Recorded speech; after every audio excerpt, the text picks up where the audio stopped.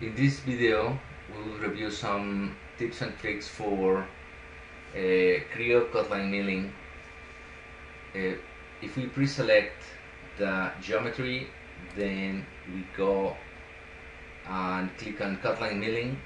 The first thing you have to notice is the Cutline Milling algorithm is separate from surface milling.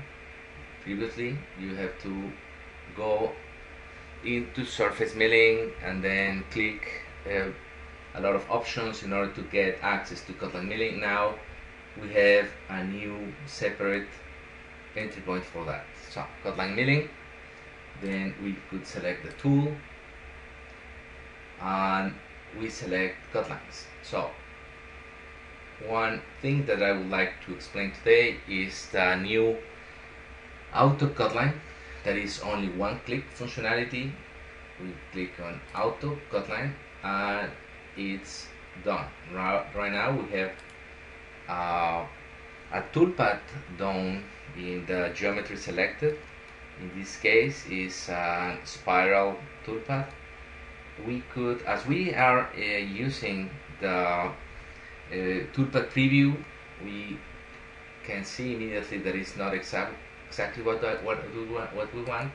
So we click on parameters, scan type, let's go for the type helical, and automatically we are receiving graphic feedback about the new toolpath. So now in this case this is what we want.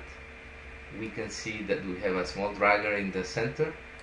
We could just move it and it will recalculate the toolpath with the new center that we are indicating. So this is the one other trick. Another trick is what happens if we want to reverse the toolpath. In this case we can see that the toolpath is basically from the outside in.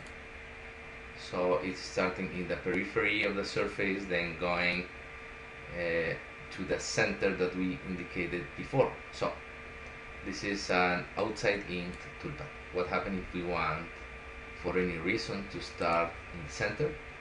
It's very easy. We go again to Cutline and just click on one of the arrows, and that's it.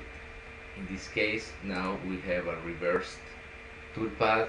Now we could see here that the toolpath is entering in the center towards the outbound, the periphery of the surface. So we reverse the toolpath. So basically that's it.